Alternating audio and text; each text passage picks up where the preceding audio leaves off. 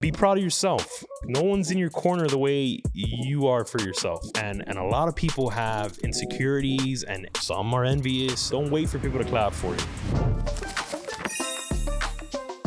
Jenny, thank you for having me. Thank you for being here. Today we're going to be discussing Born Standing Up by Steve Martin. That's right. Which we're going to go in. Sure. Okay? Yes. Pero in the beginning, can you tell us a little bit about yourself and possibly drop a joke while you're doing so? Possibly drop a joke. My life is a joke, dude. No, Mario Ramil, father of two. Congrats. Cody and Kylie, a 6-week-old and a 10-year-old. A little bit of a gap there. Comedian, dreamer, lover, hopeless romantic. Eso. Musician and reader. That's why I'm here. Because I like to read. Yeah. Mm-hmm. Okay. Yeah. As a reader, what made you choose this book? All right. Well, actually, I'm not a reader. I almost didn't do this podcast when they said, listen, you have to read a book. I'm out. But no, dude, as a comic, I've heard about this book. You hear other comics talk about it. And I was always a Steve Martin fan. And so when I got into comedy, like everything, you try to consume as much of it as possible. And I did check out a few other comics books, but what's so interesting about this one specifically is that he does do a great job of walking the reader through the ups, the downs, the incremental things of comedy, his failures, his anxiety about things, and even at the end when he dropped it all and he just walked away from it, I thought it was extremely open and raw and I read it from cover to cover and loved it, man. So that's, when you asked me, I was like, that's definitely the one, What I found really interesting about his story, though, was that he started off as a magician. Yeah, in Disney. He started off as a magician and then realized he loved performing. Yeah, that's right. Yeah, he started as a magician. I think it was in Disney. Young, I guess he got he got bit by that entertainer bug. Yeah, of course. And he plays music as well. He plays the banjo too. Wow. And then he's segued into comedy. Yeah. When did you get that itch of comedy that you knew that you're like, this is it? But you always kind of, I knew I was funny when I could make the teachers laugh. You know what I'm saying? That's where it's really at. Because you could fart in the back of the class and make your friends laugh. You know what I'm saying? But if you get your teacher laughing, then you pass. Wow. So teachers laughing, security guards laughing, very beneficial. The way I made people laugh, get me out of things and stuff. I was like, I'm pretty effortlessly decent at this thing, but it doesn't click, until later on. You realize people make a career out of it, and maybe around high school, maybe it was when I was like, maybe this is something that I'm, I can't multiply, so maybe I could make this joke thing work. Brighten up some rooms. Yeah. What was your experience, your first stand-up show?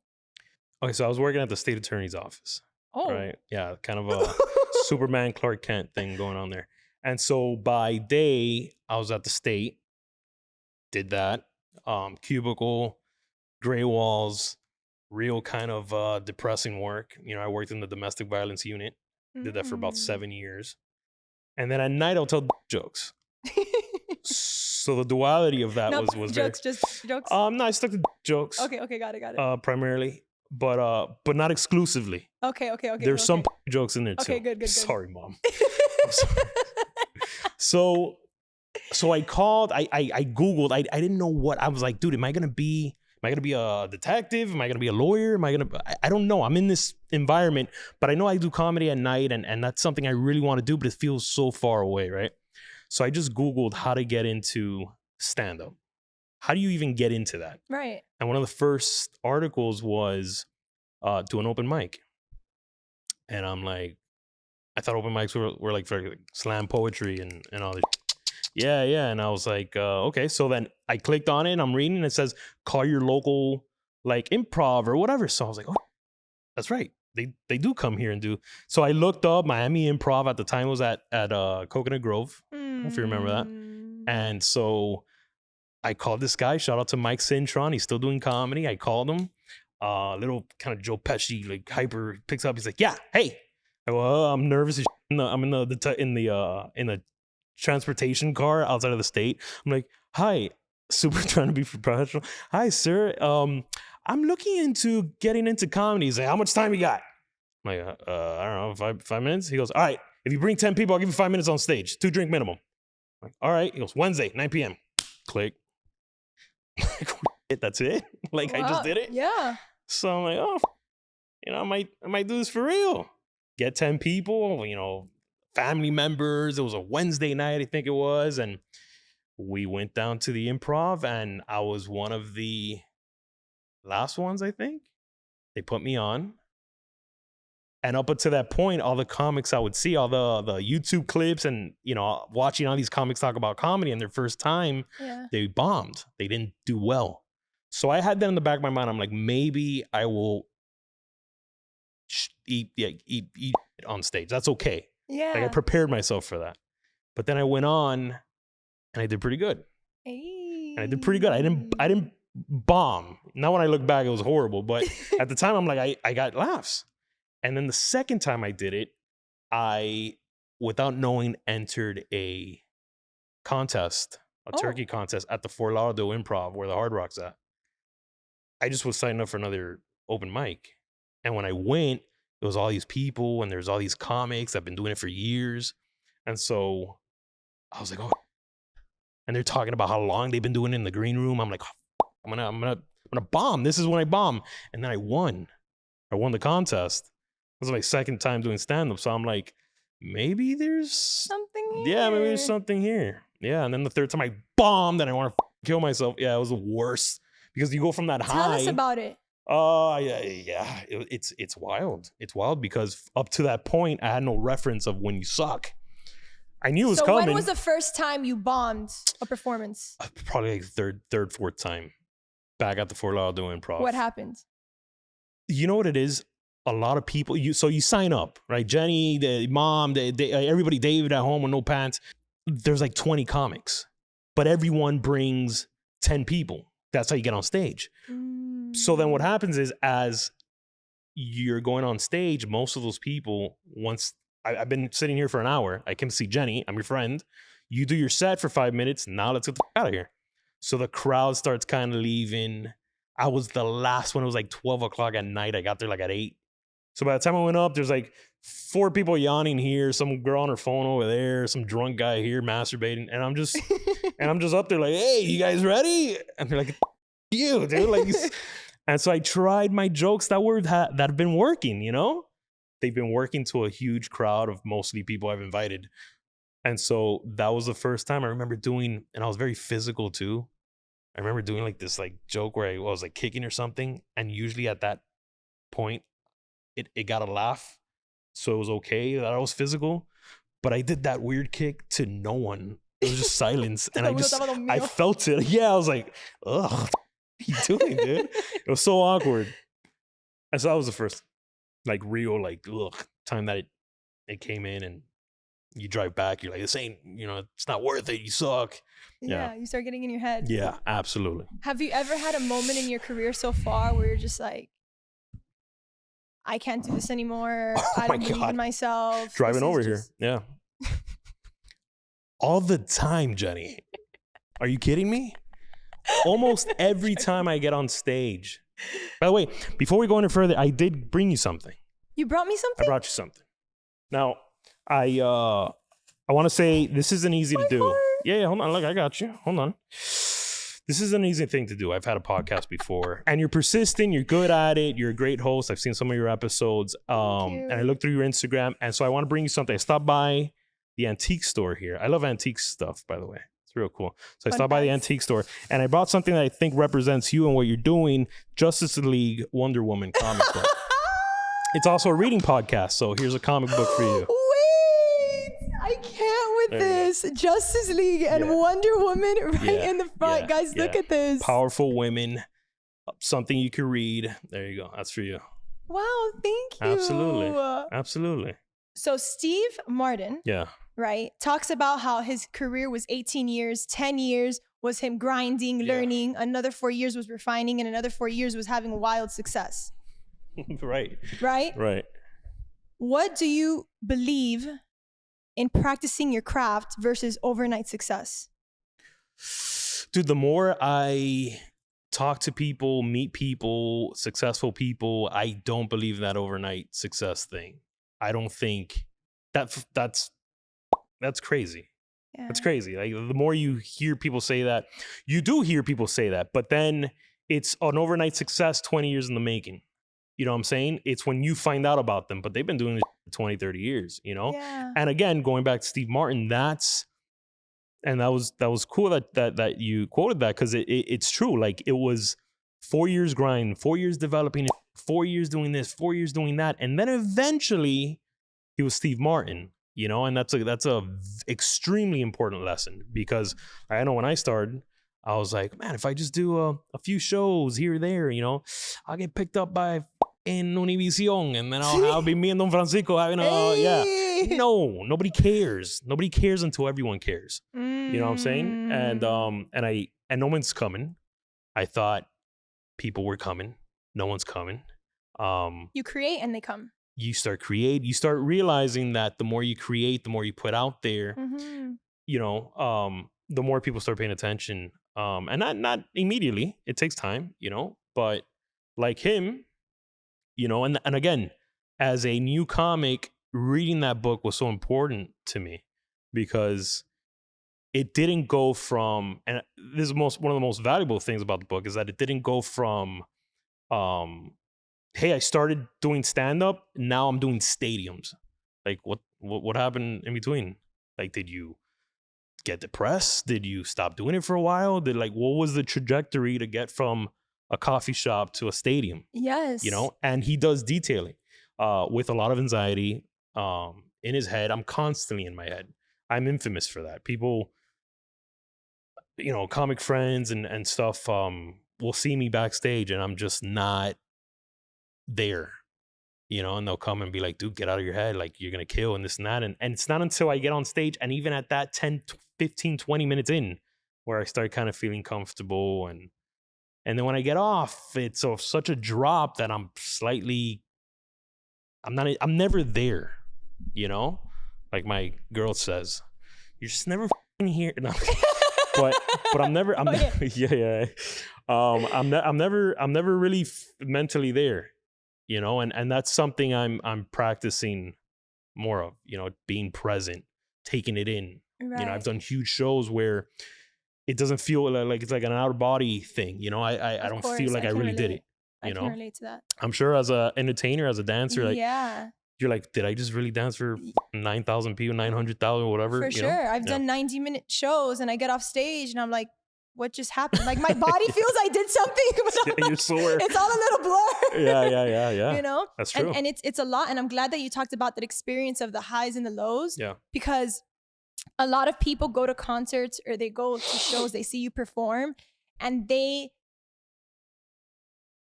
there to be entertained, right? But they might not necessarily take into consideration the entertainer who's entertaining, right? So to them, it's like, oh, he just killed the set. He got off stage and he's hyped. He's gonna party. He's gonna turn up.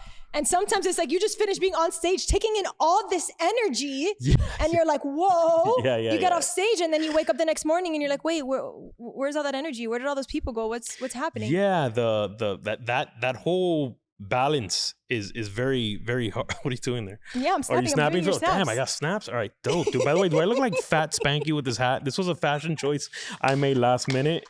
Do I look like I'm in the Little Rascals? All right.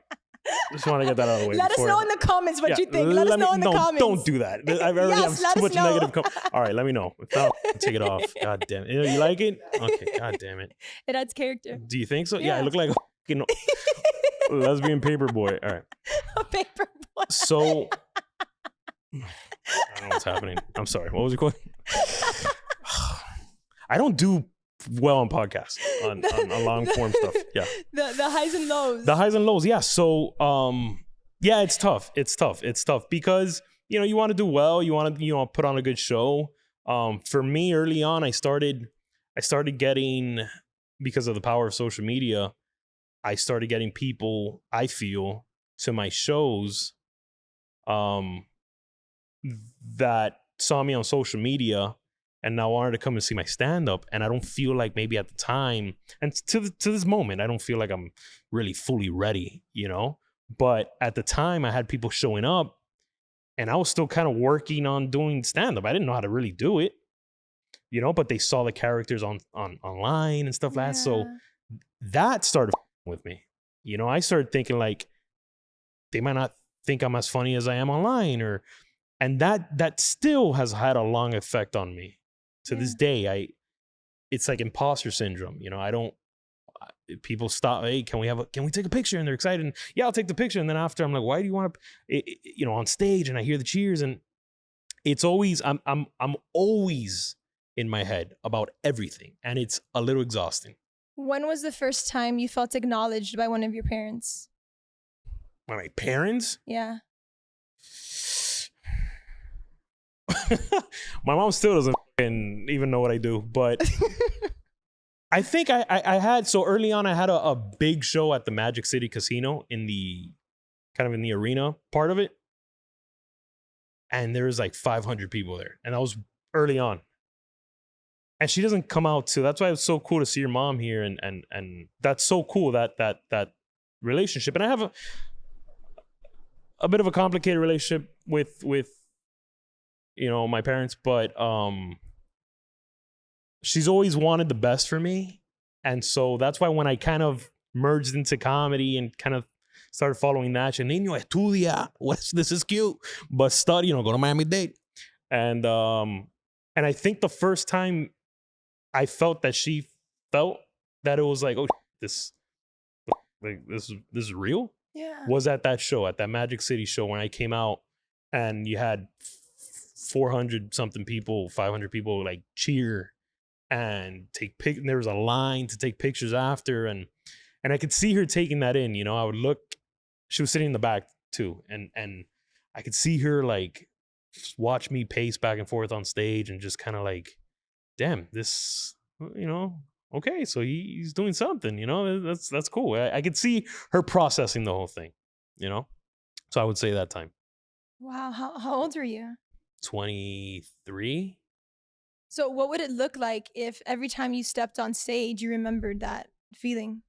It's a therapy session right now. My bad, just one question. What would that look like? Because I feel like as I'm hearing you talk, I sense that there's this sense of nervousness, this sense of anxiousness when you get on stage. Yeah. And so when that happens as a performer, there's something that you have to tap into to be able to execute that performance. So if that can stem from your mom and just hearing her say, I'm so proud of you. You know what it is? Early on, I made a choice not to wait till anyone's proud of me. Ooh, okay. Clip that. Yeah. Clip by. No, I honestly, because, you know, again, early on, you start getting gigs and you start doing and then the people around you think would be the proudest, or they don't have the reception you thought they would have. And then so now you're disappointed and you're feeling a certain way. And why? Their energy dictates now how you feel about yourself, because maybe they couldn't meet you where you were at the time. But that's not the way you're thinking of it. You're thinking like, damn, they're not proud. They're not this or not. That's not their responsibility. That's yours, and for your future self and for what you've created, to be proud of yourself. And so I would love for my mother to be proud of me, and for, you know, my girl and my kids are the most important. When my daughter, when I step on stage and she goes to me, break a leg, I'm breaking that fucking leg because she told me to. Hell yeah. Yeah. So that for me is extremely important. But be proud of yourself. No one's in your corner the way you are for yourself. You know what I'm saying? And again, having a support team and all that's great. But people have their own going on. And a lot of people have insecurities and some are envious, and be proud of yourself. Yeah. Do it for yourself and for future you, and what you could do for people you love. And don't wait for people to clap for you, you know? Yeah. Well, I'm clapping for you. And as we're talking about being proud, I'm going to have a proud moment. Okay. Because I feel like comedy is one of the hardest forms of entertainment. Okay. Especially that it's like a solo act. And one of my really good friends is a comedian, Marcelo. Oh, yeah, Marcelo, yeah. Yes, and I remember seeing him for the first time in Calle Ocho. Okay. And I'm like, yo, this guy's pretty funny. Yeah. You know, he was saying especially a lot of relatable things. I'm Cuban and a lot of relatable things. He was doing stand-up. And I'm laughing. Yeah, he was doing stand-up. Yeah. Chiqui is a small room, whatever, there in Calle Ocho. And I have seen him grow through his process. And now he's on SNL. That's wild. And I just want to shout out to Marcelo Hernandez. We love you out here on Book BFFs. No, yeah. He was one of the... I hadn't seen much of him, and then I dropped into a room. I saw he was doing stuff with Only and Dade, and I dropped into a room, and quickly you could tell that there's something special. You know, he could gauge the crowd.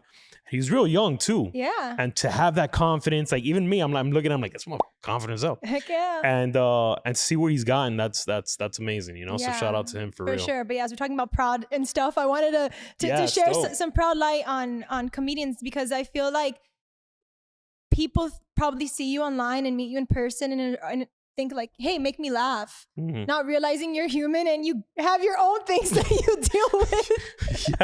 Yes. That's been hard too. You know, because if you're a serious actor, then if you're serious getting coffee at Starbucks, then it's not a big deal if you're like kind of had a face. But I've seen reviews, not reviews, like Reddit threads and like, oh no, he seemed pissed off, so I didn't go up to him. Like, maybe I was just chilling. Like maybe I was just chilling, dude. You know, I was just, you're supposed to be tap dancing, getting coffee. You know what I'm saying? So yeah, that has been a little weird too. But I mean, it doesn't happen too often. But yeah, it is a little weird to kind of be on all the time, you know? For sure. What's been the craziest moment you've had with a fan? Jeez. I had a few really cool moments for me. I had this lady, she's really cool. Her name's Martha. And she comes to all my shows. She's a super cool human being. And she wanted me she bought a shirt. She was going through some medical issues, still made it out to the show. She wanted to see me. I saw her after the show. She had, she was extremely happy to see me. She had some tears in her eyes. She bought a shirt and she asked me if I could sign it, and I'm signing it. I could just see how happy she was throughout the whole show. I saw her face throughout the whole show. And then after, how she just kept, she was just proud of me. Like it was motherly. It was so beautiful. And then the second moment that comes to mind is in line. I like to take pictures after the show with fans, and this big dude comes up to me, and I can tell he has a little bit of tears in his eyes, and he comes out, he extends my hand, and he kind of gives me like this brotherly hug, and he goes, man, I'm a soldier and I've done a few tours, and me and my dad, we've had kind of like a tough relationship, but one of the last things that we both laughed at when I was over there, he would send me videos of you. And that was how we connected, and then he passed. So my last memory with my dad bonding was because of you. Wow. And I'm standing there like all sweaty after a show. Like, how do you like dude, thanks, bro. Like I'm getting emotional. Like I'm in, and those things are, you don't know that these things are happening to you. Don't know how people are taking your stuff, and that shows you, like, without getting too cliche and Disney Channel original movie type. We like Disney Channel original movie in the streets. Halloween Town? Are you kidding me? Is that how Disney? Yeah, it is. So moments like that, dude. Moments like that are just, and it sounds cliche or whatever, but it truly does make it worthwhile that you could do that for someone. Of course, you're changing homes at this point. It's just dope, man. It was just real cool to hear. Yeah. What's been the hardest thing you've had to overcome? I really do, and it seems to be a theme in this conversation. But being in my head, not feeling good enough, not feeling like I'm funny enough or deserving enough, and then ultimately trying to put that to the side to get, because I know, because it's like with everything, right? Like, if you do this, it's a little weird for you right now, but ultimately it's good for you, right? Speaking in front of people, you know, meeting people, mingling. I have a hard time mingling. I don't know when this happened. I was very social as a kid, but you start getting in your head. More people start watching you. Yes. People know about you. I've been in restaurants and people know my kids' names, and it puts a bit of a spotlight. Yeah, which I didn't know early on. I didn't correlate social media, like putting out dumb videos, with real life things. I thought only like Hollywood actors got recognized and talked about and this and that, you know? And then it happened. And I'm like, oh, man, just a guy from Hialeah, like. Hialeah, shout out to Hialeah, baby. Gang. So, yeah. So that's been the hardest part, I think. It's so interesting because that's a part of becoming successful in a craft that many people don't talk about. Right. And Steve Martin, I love that he mentions that when he was like at the height of my career. Yeah. That's when I was the loneliest. That's very true. You know, that's, and I keep hearing a lot of artists talk about that. It's just, you know what it is? I think it, and you know, maybe this happened to you, and I think it's when you have to take a step back, and I try to practice this myself and be like, dude, if 5 years ago Mario saw Mario now, they'd be like, damn, dude, so you did make it. You know, you did all the you said you were going to do. Yeah. You should be proud. Yeah. But you forget that you were in a cubicle working a 9 to 5 making $24,000 a year. Mm-hmm. You know what I'm saying? You forget that as time progresses, you start accomplishing more things. And I've made it a point to kind of stop and be like, this is what we wanted, you know? Yes. And celebrate yourself. And celebrate, yeah. You know what I mean? Yeah. Sometimes how you're saying, it wasn't that he started doing stand-up and all of a sudden he's doing stadiums. Right? But celebrating those wins and those losses along the way, because you're learning something to get you to that end goal. Right. So what would you say your end goal is? You see, I don't care. Got you. You're just flowing with day at time. Not to be dismissive in that way. I care to have some end goal. Like, you know, I do want to get into movies. You know, I love music production. There's a lot of things that I'm setting out to do. Yes. But ultimately, I think if you have an end goal, then there's something of an expectation from yourself. And so if you don't reach it by the time you're this age or by the end of this month, right, whatever, then you're setting yourself up to be disappointed again. If you just go, these are the things I would like to do, and put it out in the universe, and little by little, they start kind of coming together. And if we get there, we get there. But as long as you're on the boat sailing that way, you know what I'm saying? Yeah, then it's all good. Perspective. That's a beautiful perspective. You know, thank you. And circling back to the not feeling good enough, right? Yes. Back to that. No, real quick. Started feeling good. I just started feeling good. We're going highs and lows here. It's a roller coaster. But for real, Tony Robbins says two things that the majority of people, the common ground is not feeling good enough and not feeling loved. Okay. Right? And so you mentioning that the majority of people I can relate to, the majority of people listening in can relate to, right? And in your career path specifically, my question to you is, do you read your comments?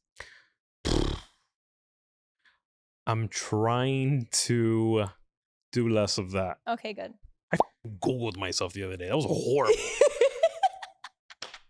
You don't know how fat you are until you Google yourself. I'm Googling you right now. No, don't do that. Yeah, I ended up somebody sent me a Reddit thing. And so I go, I wasn't even familiar with Reddit, like to that degree. Threads and all that. And I started reading it. And, you know, it's just mean, you know, not horrible, but just things that you're 2 a.m, like with indigestion on your bed, like just going through, like, it's like, I'm just trying to make people laugh, and you know. But yeah, and then comments, you know, of course, there's always someone that has something to say. That's what I'm saying. You could be feeding the homeless, and they're like, you know, they don't like, you know, you can't give them chicken, you're giving them, you know. It's like, dude, you come here and do it. Yeah, you know, or the baby walking. Hey, stupid baby can't walk yet. Your baby's dumb, and you're like, what's going on? Just yes, everyone. So if I've told myself, if you, as cynical as you are, don't believe the positive comments, then what gives you the right to believe the negative ones? Why don't you believe the positive ones? Because I don't need that. Oh, because you feel like it's gonna boost your ego. I just don't need. It's cool when you put something out and people receive it well. Okay. I love that. Okay. But when you get too into yourself that way, like, right? That's goddamn right. I'm fucking, then those negative comments hurt more. Like I just go, I know these things are here. Yeah. I'm gonna take them lightly. But what I'm saying is, if you don't even read the positive, if the positive ones don't affect you that much, then just don't look at it overall. Oh no, I read the positive ones, but you get what I mean? Yeah. You could use the positive comments as confirmation instead of validation. Yeah, no, I do. I'm being a little silly. Yeah, I do. I read both, but I'm trying to do a little less because, I don't. I do also believe that you shouldn't be so. Like there's 3,000 comments, everyone's saying how funny you are. Like that could affect you a little bit. For sure. You know what I'm saying? What's been the highlight of your career so far? I remember going to Bimini with DJ Laz. Hey, shout out to Laz. Let's go. And so shout out to Laz. And a friend of, she later became my friend, but she was booking for the Bimini trips.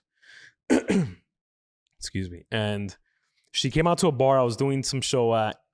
And she saw me and she says, man, I was rapping at the time. I was trying to do like a funny rapping character and I was doing stand-up and all that. And she came out and she's like, dude, I really like your character. You do it, whatever. Have you ever gone like out of Miami to do stand-up or do a show or whatever? And I was like, no, but I'm down. Like, what do you mean? She's like, well, I book for Bimini trips. And DJ Laz is doing a gig out there, some freestyle thing that he does. And it would be cool if you host, if you come out. Hell yeah. I didn't even know where Bimini was. I was like, where are we going? The Bahamas, like 90 miles away. But so I'm out. I go there and it's dope, dude. You need a passport or whatever. Like you're in a different place, And I get to the hotel, to the World Resort. Shout out to them. Shout out to Nat, by the way. Nat Plasencia. Nat. Yeah.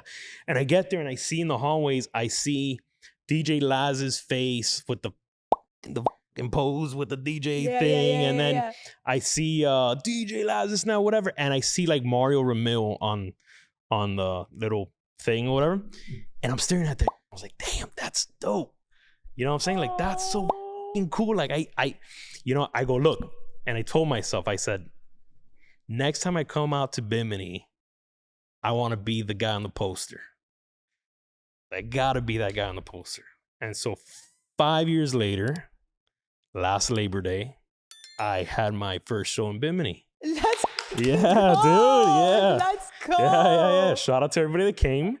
They had like 90% occupancy in the hotel. It was a dope packed show. Laz came out to it full circle. He was in the audience. That's cool. And yeah, I had fans come out and it was a great time. I had a friend of mine open for me his first show. I had DJ M. Dot. From the Heat. DJ M. I took him with me. He I like to the same circles. We have it was dangerous, right? And he was a great dude. It was a great show. It was great people, and we were there all weekend. And it was so rewarding for me, that I set that out, manifested, if you will. Yes. And then it happened. Congrats. That's a big one. Yeah, I think that's a big one. Yeah, you deserve that. Congrats. Yeah. Well, Let's go. Let's go. I'm gonna be at your next. I'm gonna be at your next show with a poster with a cutout of you. That's gonna be me. A cutout. Cutout of you. That'll freak me out, dude. I'm already in my head. Imagine I see myself. Literally. It's like an outer body experience. As a reminder, we love you. We love you. So what you were saying about sometimes just putting things out there and allowing it to happen is such a beautiful way of life. Yeah. Versus being like, this is how it has to happen at this exact moment with these exact people. Yes, sometimes life, it's that thing that you get what you need, not what you want type of thing, right? Like sometimes you want this thing, but life gives it to you in another way. And because of that, you go farther or you appreciate it more. And it's funny how this thing works. Yeah. Is there any moment in this book that hit you so hard and you're just like, this really impacted me? aside from the ones that we talked about, like the having anxiety before the performance, his trajectory of starting in coffee shops, and all of that really hit me. Yeah. You know? But I think that the way it ends, the way he ended his career, you know, he very Kurt Cobain-esque of like not letting the flame die out. He kind of caught it early, and he said one of his last shows, I think in the book, he said he looked out to the audience and it wasn't as full as it used to be. I think one of his acts, he said he cued something for his guitar to come down, and he did like a funny bit with it. And when he cued the guy to bring the guitar down, the guy wasn't really paying attention. Like, they stopped caring so much about his act, which is an important lesson too. Like, be self-aware, you know? Yes. He then said, okay, I've ran my course. Yes. This is time to evolve, you know? And so before this thing ends by its terms, I'm going to end it by my terms. Right. And so he just stepped away from stand-up, and he never did it again. Yeah. And then he got into movies, and he, you know, did a whole other career and music. He plays banjo and everything. But that was first of all, so gutsy, right? Like, to be like, is this kind of over? Right. Like, because he started, I believe, in the 70s. So there was that whole war, Vietnam and all that. So he went the other way. Instead of being the hipster, he cleaned up, wore the suit. But that ran his course. Like, people, that's it. That generation kind of. So he said, maybe this is it. Yes. Maybe I had my 5-10 years, and now it's time to evolve again. So that was an important lesson. You know, when is it time for you to evolve? Look at it and go, take a step back and go, is this it? Powerful. Do I have to now go to the next level? Yeah, powerful. You know? We're all here to evolve. That's powerful. We're all here. And one of my favorite movies of his, by the way, is Bringing Down the House with Queen Latifah. That was a great movie. That was a great movie. One of my favorite I remember movies. watching that movie a lot. So I'm really glad he got into acting, because that was one of the best. He's a great actor too, and he's had a very I wish I could have a career like that. You will have a career like that. There you go. Mic drop. Jenny. Yeah. Thank you, Jenny. So we're gonna get into a fun little game. Oh boy. Okay. Get to know you a little more. Oh God. All right. You don't want to do that. Dun, dun, dun, dun. Oh, we got a jar. We got a question jar. Oh my God. Tô nervioso. All right. Okay. I don't know what's in here either, but we're gonna see. Now, who wrote these? Dun dun dun dun. It's miscellaneous. Can you get them from Google? Dun dun dun dun. Here you go. Let's see. Ooh, this is fun. Okay. If you could create a holiday, what would it be called? And what would be celebrated? If I could create a holiday, Laughter Day. Oh, yes. Laughter Day, where everyone gets together, they watch their favorite movie or stand up. That day, there's projects. All the kids present a funny joke or something in school. I want to cut a ribbon somewhere. I don't know where and why, but I want to cut the ribbon for that. Everybody cuts ribbons. That's fun. And it's just a day full of laughter with people you love. And but you have to laugh. Yeah, by the end of it, you have to laugh. That would be my holiday. Yes, let's go. Yes.